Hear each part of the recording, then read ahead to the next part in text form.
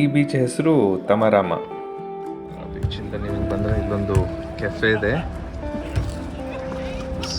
Beautiful cafe ಇದೆ, ತುಂಬ ಚೆನ್ನಾಗಿದೆ ಕೆಫೆ. ಇಲ್ಲಿ ಕಲ್ಲು ಟೆಕ್ಸ್ಚರ್ ಹೇಗಿದೆ, ಕಲ್ಲು ಬಂಡೆ ಹೇಗಿದೆ,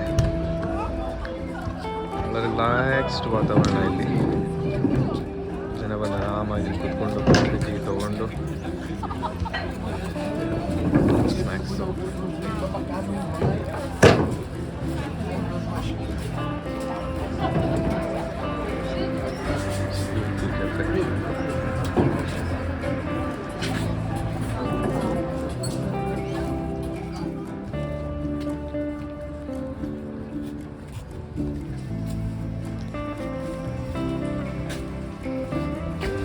ಈ ರೀತಿ ಅಲ್ಲಲ್ಲಿ ವಾಶ್ರೂಮ್ಸ್ ಇರುತ್ತೆ, ಸ್ನಾನ ಮಾಡ್ಕೊಳ್ಳೋದಕ್ಕೆ, ಸರ್ಫರ್ಸ್ಗೆ, ಈಜಾಡೋರಿಗೆ, ಟಾಯ್ಲೆಟ್ ಯೂಸ್ ಮಾಡೋದಕ್ಕೆ ಎಲ್ಲದಕ್ಕೂ ಸಣ್ಣ ಸಣ್ಣ ವಾಶ್ರೂಮ್ಸ್ ಇರುತ್ತೆ. ಕಡೆ ಸತಿ ನೋಡಿ ತಮರಾಮ. ನೀವು ಹಾಗೆ ತಮರಾ ಬೀಚಿಂದ ಮುಂದೆ ಬಂದರೆ ನೆಕ್ಸ್ಟ್ ಬೀಚ್ ನಿಮ್ಗೆ ಸಿಗೋದು Brontë beach.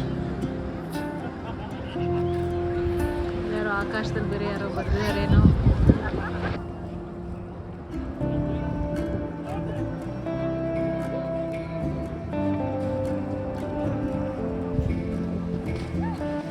Brontë swimming pool free for all swimming pool, ಯಾರು ಬೇಕಾದ್ರೂ ಬಂದು ಸ್ವಿಮ್ ಮಾಡ್ಬೋದು, ಏನೂ ಚಾರ್ಜಸ್ ಇಲ್ಲ.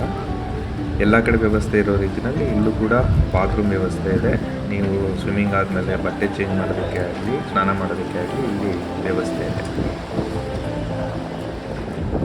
ಸೊ ಬ್ರಾಂಟೆ ಬೀಚ್ ಮುಗಿಸ್ಕೊಂಡೀಗ ವಾಪಸ್ ನಾವು ಮುಂದಕ್ಕೆ ಹೋಗ್ತಾ ಇದ್ದೀವಿ. ಆನ್ ದ ವೇ ಒಂದು ಸೆಮೆಟ್ರಿ ಬರುತ್ತೆ.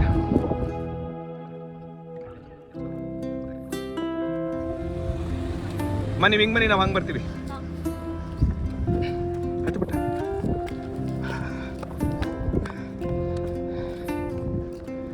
ರಮ್ಯವ್ರು ಹಂಗೆ ಹೋದ್ರು, ನಾನು ಅನರ್ಘ್ಯ ಈ ಕಡೆಯಿಂದ ಹತ್ಕೊಂಡು ಬರ್ತೀವಿ. ನೋಡಿ ಇಲ್ಲೆಲ್ಲ ಅಪಾಯ ಇದೆ, ಆದರೆ ಇಲ್ಲಿ ಯಾರು ನಿಮ್ಗೆ ಇಲ್ಲಿ ಹೋಗಬೇಡಿ ಅಲ್ಲಿ ಹೋಗಬೇಡಿ ಅಂತ ಹೇಳಲ್ಲ. ಇದು ನಿಮ್ದು ರಿಸ್ಕು, ನಿಮ್ಮ ಜವಾಬ್ದಾರಿ.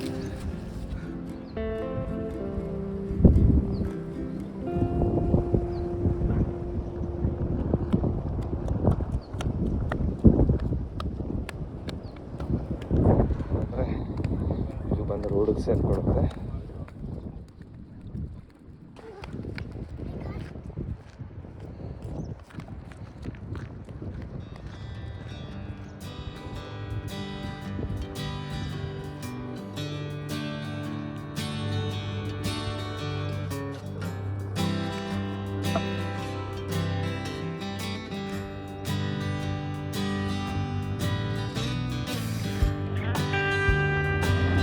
ಅಲ್ಲಿ ನೋಡಿ ಹಿಂದೆ ಸೆಮೆಟ್ರಿ ಕಾಣಿಸ್ತಾ ಇದೆ. ಆನ್ ದಿ ವೇ ತೋರಿಸ್ತೀನಿ. ಇಟ್ಸ್ ಅ ಬ್ಯೂಟಿಫುಲ್ ಸೆಮೆಟ್ರಿ, ಸ್ಮಶಾನ.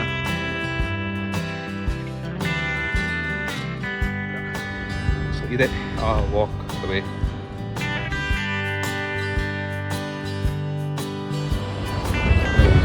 ಹೇಗಿದೆ ಈ ವಾಕ್ ವೇ. ಹಿಂದೆ ನಿಮಗೆ ಬ್ಯಾಕ್ಗ್ರೌಂಡಲ್ಲಿ ಸೆಮೆಟ್ರಿ ಕಾಣಿಸ್ತಾ ಇದೆ.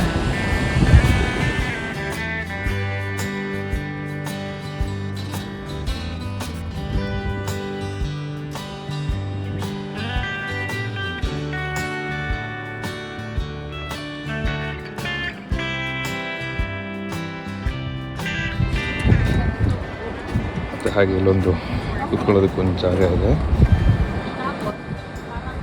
ಪ್ರತಿಯೊಂದು ವ್ಯೂ ಪಾಯಿಂಟಲ್ಲೂ ಕೂಡ ಈ ಥರ ಕೂತ್ಕೊಳ್ಳೋದಕ್ಕೆ ಜಾಗ ಮಾಡಿರ್ತಾರೆ. ಸೊ ನೀವು ಕೂತು ವ್ಯೂ ಎಂಜಾಯ್ ಮಾಡ್ಬೋದು.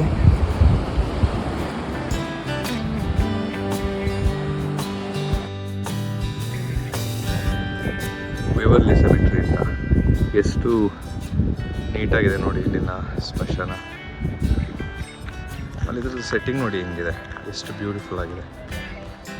ಸಮುದ್ರ ಪಕ್ಕದಲ್ಲೇ ಈ ಸೆಮೆಟ್ರಿ.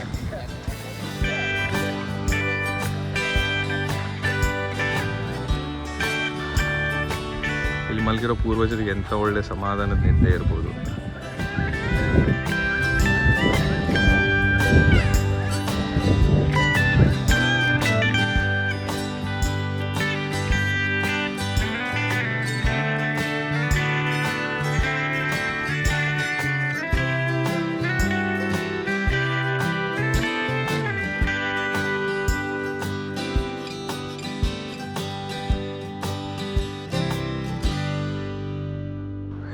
ಕ್ಲೋವೆಲ್ಲಿ ಸೆಮೆಟ್ರಿದು ಇನ್ನೊಂದು ಬದಿ. ನಿಮ್ಗೆ ಆ ಕಡೆ ಮನೆಗಳು ಕಾಣುತ್ತೆ. ಇದು ಕ್ಲೋವೆಲ್ಲಿ ಸಿಟಿ. ಇಲ್ಲೇ ಮುಂದೆ ಹೋಗ್ತಾ ಹೋಗ್ತಾ ನಿಮಗೆ ಕ್ಲೋವೆಲ್ಲಿ ಬೀಚ್ ಕೂಡ ಕಾಣುತ್ತೆ. ಇಲ್ಲಿ ಭಾಳ ಒಂದು ಇಂಟ್ರೆಸ್ಟಿಂಗ್ ಜಾಗ ಇದೆ, ಕ್ಲೋವೆಲ್ಲಿ ಬೌಲಿಂಗ್ ಕ್ಲಬ್ ಅಂತ. ಇಂಟ್ರೆಸ್ಟಿಂಗ್ ಆಟ ಆಡ್ತಾರೆ, ಬಾಚಿ ಬಾಲ್ ಅಂತ, ಒಂದು ಇಟಾಲಿಯನ್ ಗೇಮ್. ಗುಂಡುಗಳನ್ನ ಉರುಳು ಬಿಡ್ತಾರೆ.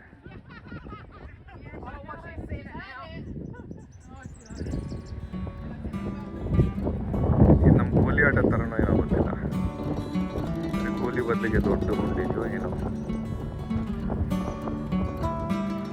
ಇದು ಕ್ಲೋವೆಲ್ಲಿ ಬೌಲಿಂಗ್ ರೆಕ್ರಿಯೇಷನಲ್ ಕ್ಲಬ್ ಅಂತ.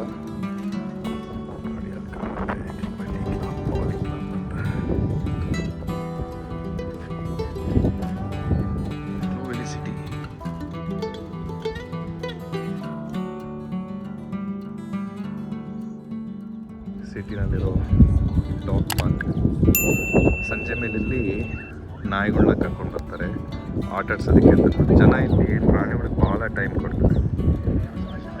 ಅವುಗಳನ್ನ ಸಾಕೋದಷ್ಟೇ ಅಲ್ಲ, ಮಕ್ಳ ಥರನೇ ಸಾಕ್ತಾರೆ.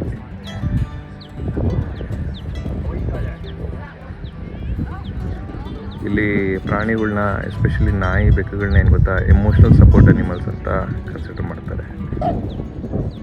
ನೋಡಿ, ಒಂದು ಸೈನೇಜ್ ಇದೆ, ಪಿಕಪ್ ದ ಪೂಪ್ ಅಂತ ಅಂದ್ಬಿಟ್ಟು. ನಿಮ್ಮ ನಾಯಿ ಗಲೀಜು ಮಾಡ್ತು ಅನ್ನೋದಾದರೆ ನೀವೇ ಅದನ್ನು ಎತ್ತದನ್ನು ಬಿಸಾಕಬೇಕು, ಕ್ಲೀನ್ ಮಾಡಬೇಕಾದಂತ. ಅದರ ವ್ಯವಸ್ಥೆ ನೋಡಿ ಹೇಗಿದೆ ಅಂತ. ಅಪ್ಪು ಬ್ಯಾಗ್ಗಳ್ನ ಇಲ್ಲೇ ಇಟ್ಟಿರ್ತಾರೆ. ಸೊ ನೀವು ಅದನ್ನೇನು ಮನೆಯಿಂದ ತರಬೇಕಿಲ್ಲ. ಕ್ಲೋವೆಲ್ಲಿ ಬೀಚ್.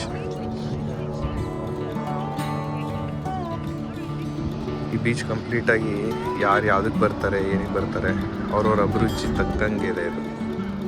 ಈ ಬೀಚ್ದು ವಿಶೇಷ ಏನು ಅಂತಂದರೆ, ಒಂದು ಸಣ್ಣ ನ್ಯಾರೋ ಜಾಗದಲ್ಲಿ ಸಮುದ್ರ ಒಳಗಡೆ ಬರುತ್ತೆ.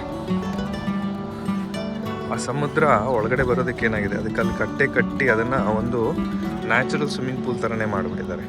ಅದೇನಿದೆಯಲ್ಲ, ಅದು ಕ್ಲೋವೆಲ್ಲಿ ಸರ್ಫಸ್ ಕ್ಲಬ್ ಅಂತ. ನಿಮ್ಮಲ್ಲಿ ಸ್ನಾನ ಮಾಡೋದಕ್ಕೆ ವ್ಯವಸ್ಥೆ ಇರುತ್ತೆ, ಬಟ್ಟೆ ಚೇಂಜ್ ಮಾಡ್ಕೊಳ್ಳೋದಕ್ಕೆ ವ್ಯವಸ್ಥೆ ಇರುತ್ತೆ, ಟಾಯ್ಲೆಟ್ ವ್ಯವಸ್ಥೆ ಇರುತ್ತೆ, ಎಲ್ಲ ಇರುತ್ತೆ.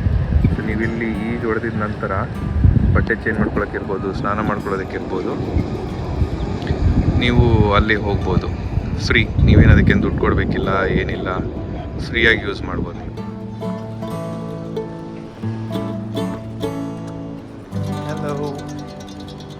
Hello, what's your name? ಇದು ಕ್ಲೋವೆಲ್ಲಿ ಬೀಚ್. ಪೂರ್ತಿ ಕಾಂಕ್ರೀಟ್ ಹಾಕಿ ಕಟ್ಟೆ ಕಟ್ಟಿದ್ದಾರೆ. ಕಟ್ಟೆ ಕಟ್ಟಿ ಇದನ್ನೊಂದು ನ್ಯಾಚುರಲ್ ಸ್ವಿಮ್ಮಿಂಗ್ ಪೂಲ್ ಥರ ಮಾಡಿದ್ದಾರೆ. ನಿಮ್ಮಲ್ಲಿ ಜನ ಈಜಾಡ್ತಾ ಇರೋದು ಕಾಣಿಸ್ಬೋದು. ಸಮುದ್ರದ ನೀರೇನೆ, ಭಾಳ ಆಳ ಇಲ್ಲ, ಭಾಳ ಸೇಫ್ ಆಗಿದೆ. ಯಾವ ಕಡೆ ನೋಡಿದ್ರೆ ಸಮುದ್ರ. ನ್ಯಾಚುರಲಿ ಅಲ್ಲಿ ಬಂಡೆಕಲ್ಲುಗಳು ಇರೋದ್ರಿಂದ ಏನಾಗುತ್ತೆ, ಅದು ಅಲೆಗಳನ್ನ ಬ್ಲಾಕ್ ಮಾಡುತ್ತೆ. ಇದೊಂದು ದೊಡ್ಡ ಸ್ವಿಮ್ಮಿಂಗ್ ಪೂಲ್ ಥರ ಆಗಿದೆ, ಸಮುದ್ರದ ನೀರಿನ ಒಂದು ಸ್ವಿಮ್ಮಿಂಗ್ ಪೂಲ್.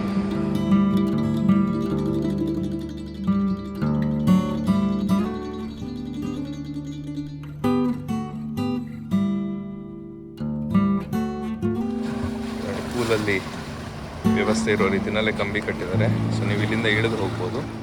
ಡೈವ್ ಮಾಡೋದಕ್ಕೆ ಸಾಧ್ಯ ಇಲ್ಲ, ಯಾಕೆ ಅಂತಂದರೆ ನಿಮ್ಗೆ ಇಲ್ಲಿ ಭಾಳ ಆಳ ಇಲ್ಲ. ನೀವು ಬಂಡೆಕಲ್ಲು ಕಾಣುತ್ತೆ ಇಲ್ಲಿ ನಿಮಗೆ. ಇಲ್ಲಿ ಕೈ ತೊಳ್ಕೊಳ್ಳೋದಕ್ಕೆ ಆಗಲಿ, ಸ್ನಾನ ಮಾಡೋದಕ್ಕೆ ಆಗಲಿ, ಇದೆಲ್ಲ ಮಧ್ಯ ಮಧ್ಯದಲ್ಲೇ ವ್ಯವಸ್ಥೆ ಮಾಡಿದ್ದಾರೆ. ನೋಡಿ ಇಲ್ಲಿ ಎಷ್ಟು ನೀಟಾಗಿ ಮೇಂಟೈನ್ ಮಾಡಿದ್ದಾರೆ. ಎಲ್ಲ ಹುಲ್ಗಾವಲು, ಕೂತ್ಕೊಳ್ಳೋದಕ್ಕೆ ಜಾಗ. ಸೊ ಈ ಪೂರ್ತಿ ವಾಕ್ವೇ ನಿಮಗೆ ಹಾಗೆ ಕಾಣುತ್ತೆ.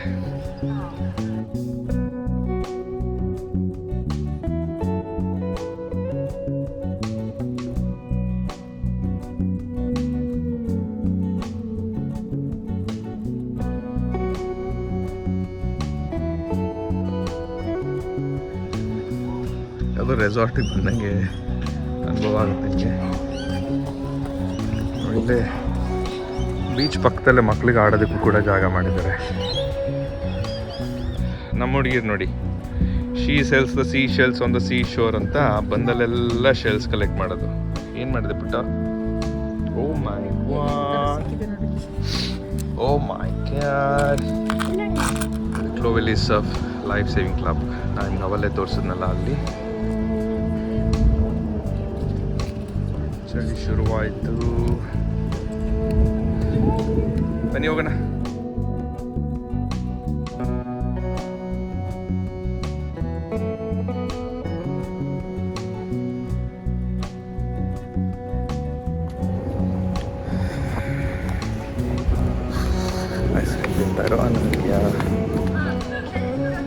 ಈ ಹೋಗಿ ಆ ತುದಿಯಿಂದ ಪೂರ್ತಿ ನಡ್ಕೊಂಡು ಈ ಬಂಡೆಕಲ್ಲು ಏನು ಕಾಣಿಸ್ತಾ ಇದೆಯಲ್ಲ ಎದುರುಗಡೆ, ಈ ಬಂಡೆಕಲ್ಲು ಏನು ಕಾಣಿಸ್ತಾ ಇದೆಯಲ್ಲ ಇದನ್ನು ದಾಟಿ ಆ ಸೈಡ್ ಹೋಗ್ಬೇಕಾಗುತ್ತೆ.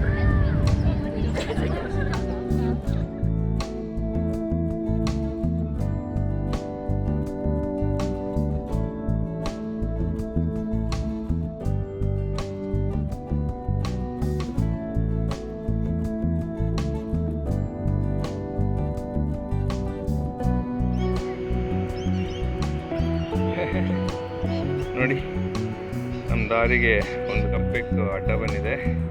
ಏನು ಹೇಳ್ತೀರಾ ನೀವು? ಅದು ಅದೃಷ್ಟನ ದುರದೃಷ್ಟನ? ಕೋಜಿ ಸಿಟಿ ಅದು.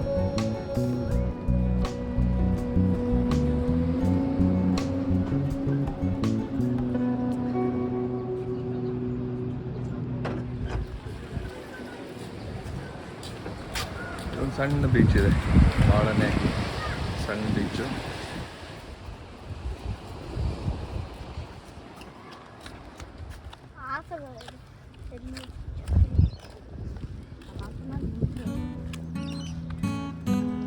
Coogee Beach.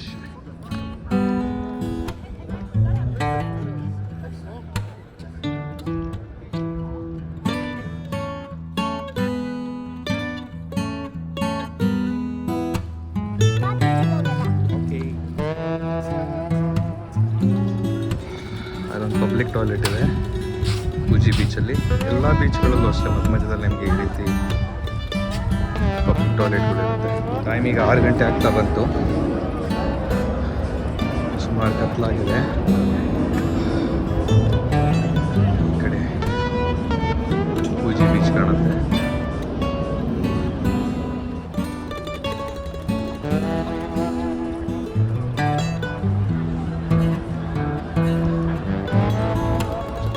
We have come to the end of Bondi Coogee Beach walk. ನನಗೆ ಹೇಗಿತ್ತು ಬೀಚ್ ವಾಕು? ತುಂಬ ಚೆನ್ನಾಗಿತ್ತು. ನಾನು ಸೀಶಲ್ಸ್ ಎಲ್ಲ ಹುಡ್ಕೋಕ್ಕೆಲ್ಲ ಇತ್ತು. ಆಮೇಲೆ ಏನು ಮಾಡಿದೆ?